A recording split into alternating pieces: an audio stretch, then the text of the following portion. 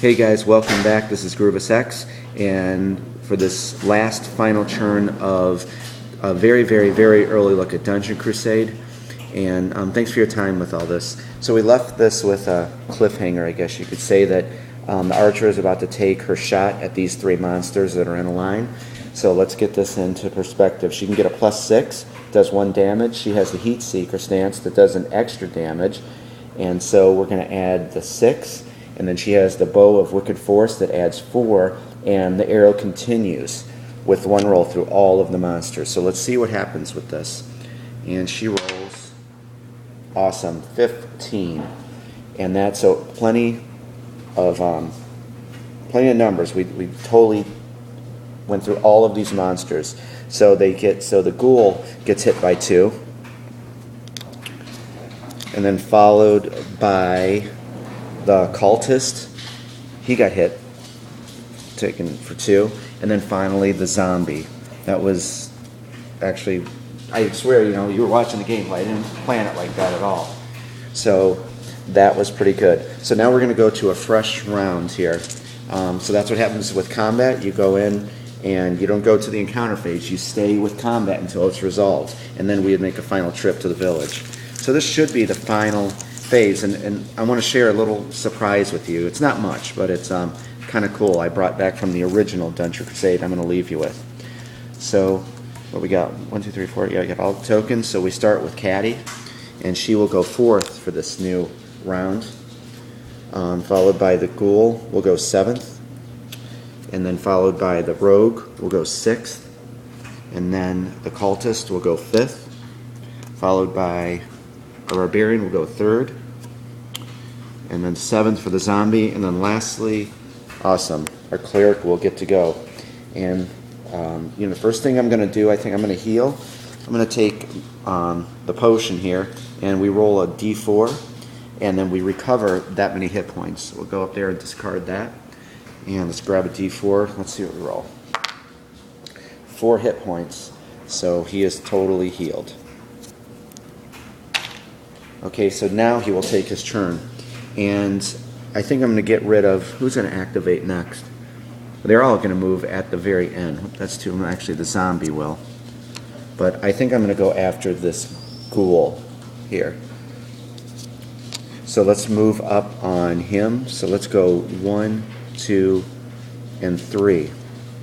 So we're on him, and so let's see, we have the Sword of Vengeance that gives us +2. It does a damage, and I don't think we're going to need it, but I'm going to use Healing Strike.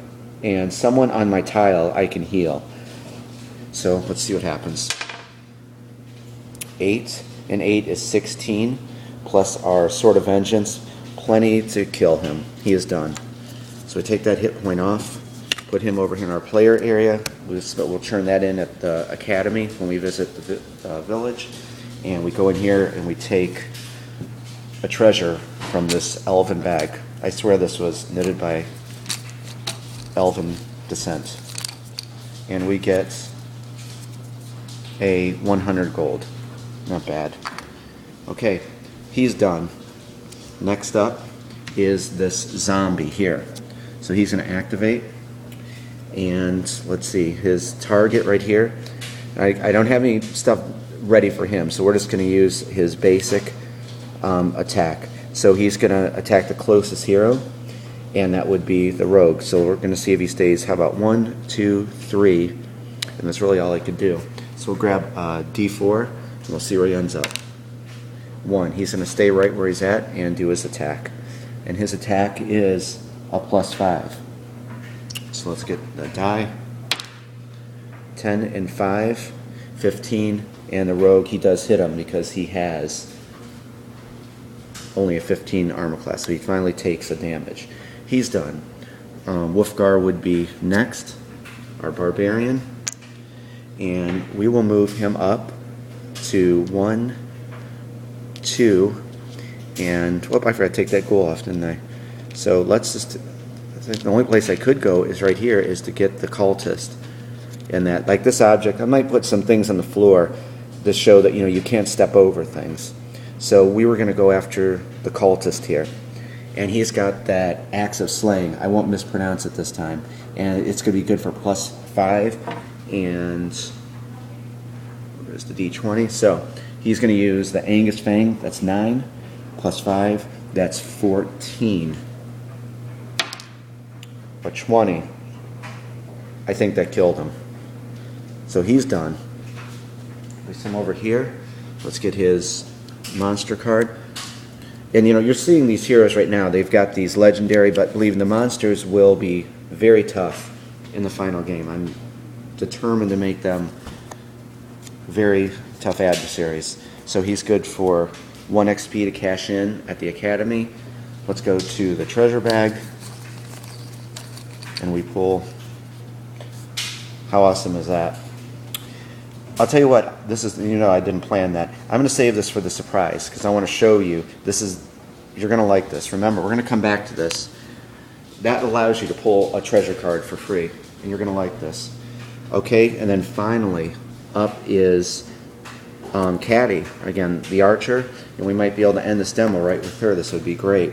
So let's just move her over here. 1, 2, 3. She has line of sight of that zombie, and she'll use the Bow of Wicked Force. It's a +4, and then this is a +6. So hopefully you can kill it. 10 and 12, and it is done. The heroes have beat this. So unfortunately, I make a trip to the village because I want to show you something. And what we're going to do is, we get one more treasure out of here, and it is 100. So guys, let's end with this here. Again, as I said, we're going to cash in XP at the Academy.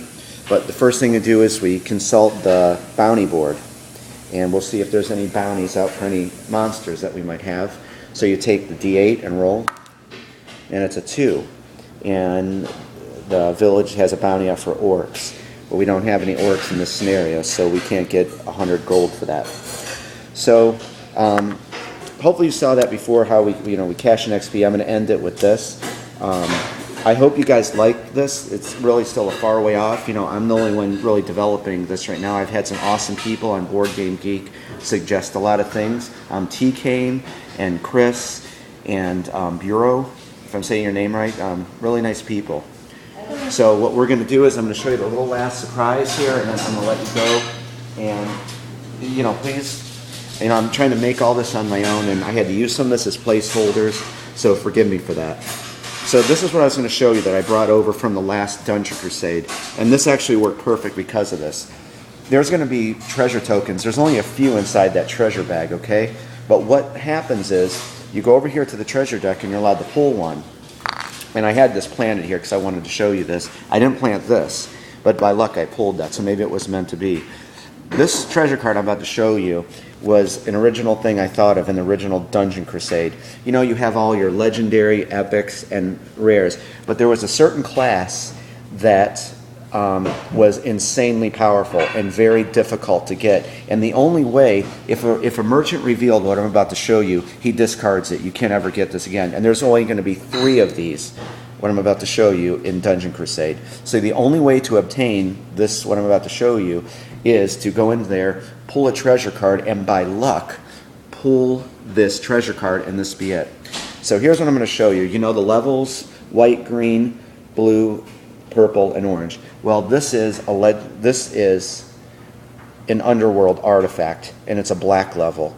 And this is Sword of Eternal Flame. And there'll be 3 black artifacts, or underworld. And what these are is they are insanely, insanely powerful. I mean, it's like 3 times of like a legendary. And people, when I told them this, they just like, you're nuts. That thing is totally OP'd. But you know what? If you were lucky enough to, YOLO, the Dungeoneering dog, if you were lucky enough to pull this card, I think you should get to use it. So each of the classes, you know, there's going to be 6 classes, and 2 of them will have one exclusive to them. So that's what I wanted to show you. And like the stats are like you put +10 to the die roll, and you can do 3 damage, I believe, or was it what I put in there? 2, because this text is fuzzy. and adjacent monsters take 1 damage from the flame. So that's what I wanted to show you, that there's going to be 3 underworld artifacts, but very hard to get. Guys, I'm at the 10-minute mark. I hope what you like. Leave comments. You guys are the best, and I'll talk to you soon.